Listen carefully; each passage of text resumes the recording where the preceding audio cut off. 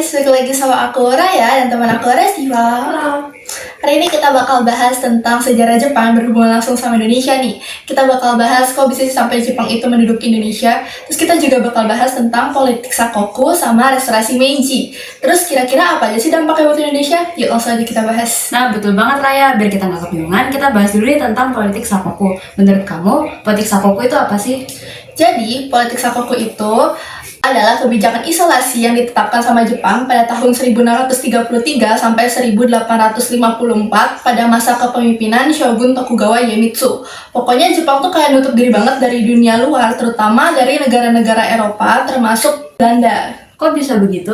Itu tuh kayak Jepang ini takut kalau pengaruh dari dunia luar itu atau budaya luar itu dapat merusak budaya di Jepang sama stabilitas pemerintahan di Jepang. Apalagi mereka kan itu lagi fokus-fokusnya buat jaga stabilitas pemerintahan di dalam negeri mereka. Dan mereka tuh pikir kalau misalnya pengaruh asing itu terlalu banyak masuk ke Jepang, itu dapat membuat kekuasaan shogun itu goyah.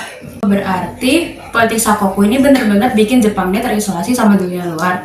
Tapi kan politik Sakoku ini tuh harus diakhiri karena adanya restorasi Meiji. Menurut kamu, apa sih alasan utama Jepang ini memutuskan untuk mengakhiri politik Sakoku ini?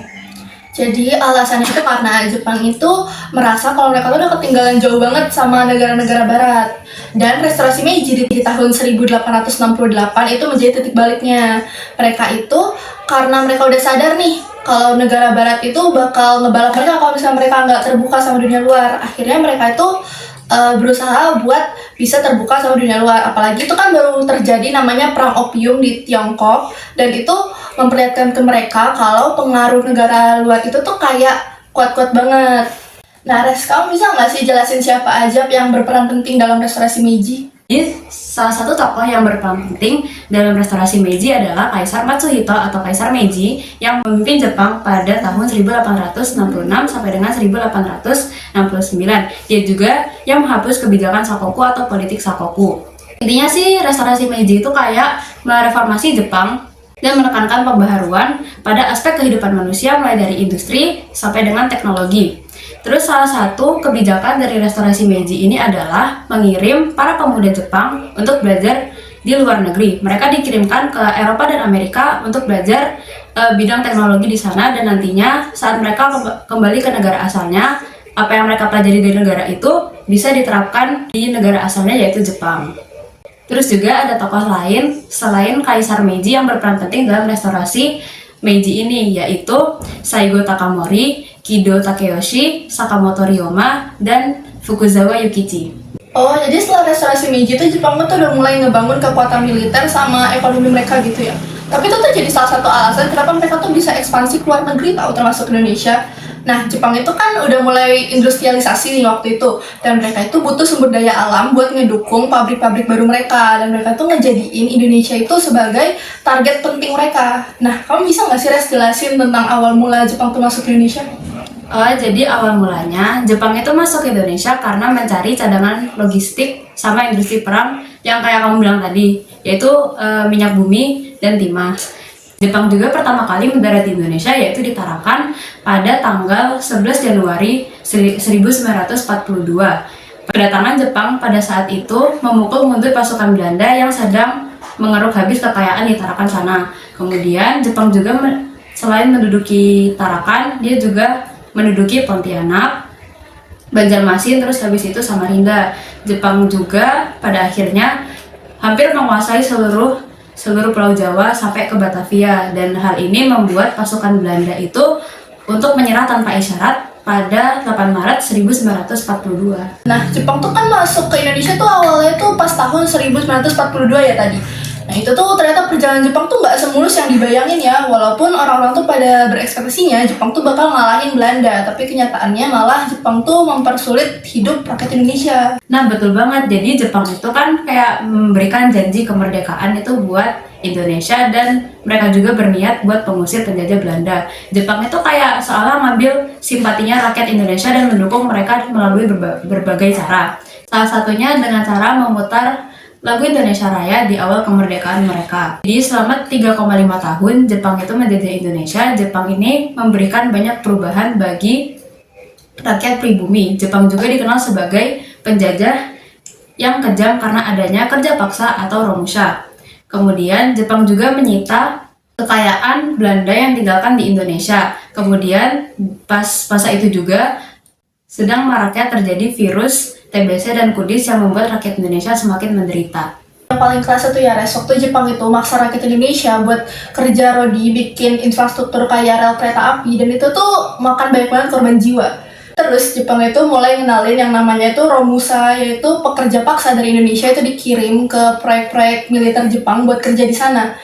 Kerja paksanya itu malah gak ada bedanya sama penjajahan Belanda, malah lebih parah daripada penjajahan Belanda karena kerja rodi ini tuh makan banyak banget korban jiwa.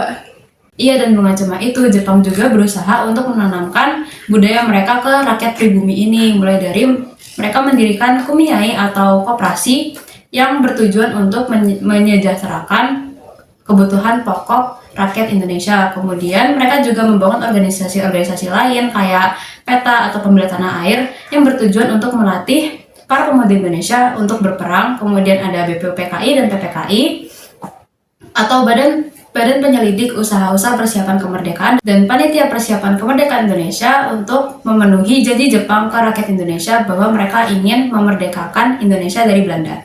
Dan di balik itu semua, ternyata ada dampak yang cukup besar bagi pergerakan kemerdekaan Indonesia loh.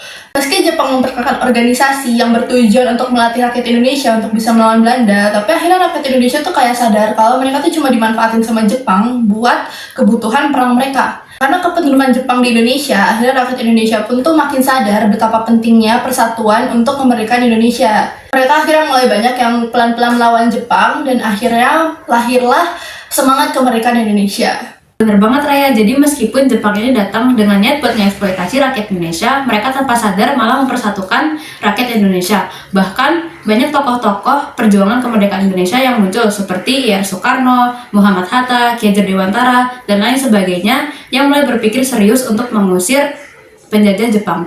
Jadi bisa dibilang walaupun Jepang tuh ngasih banyak penderitaan ke Indonesia, tapi Jepang tuh juga yang memicu rakyat Indonesia buat semangat merdeka tau. Tapi tetap aja kita tuh nggak bisa lupa kalau dulu Jepang itu ngasih penderitaan yang banyak banget ke rakyat Indonesia, sampai nggak bisa dibandingkan antara penderitaan yang udah dikasih sama semangat kemerdekaan yang muncul karena Jepang. Itulah sejarah yang kadang kita nggak pikirin. Bahkan hal-hal terburuk aja bisa jadi pemicu perubahan besar. Ya gitu deh, lika-liku perjalanan sejarah. Ngomong-ngomong soal organisasi yang dibentuk sama Jepang kayak PETA, kamu tahu nggak sih Restiva siapa aja yang terlibat di dalamnya? Kan itu jadi awal mula banyaknya orang Indonesia yang dilatih buat jadi pejuang kan? Jadi PETA ini sebenarnya dibentuk untuk melatih para pemuda Indonesia untuk menjadi tentara yang siap membela Jepang. Tapi ini juga menjadi jalan untuk rakyat Indonesia buat melawan balik penjajah Jepang.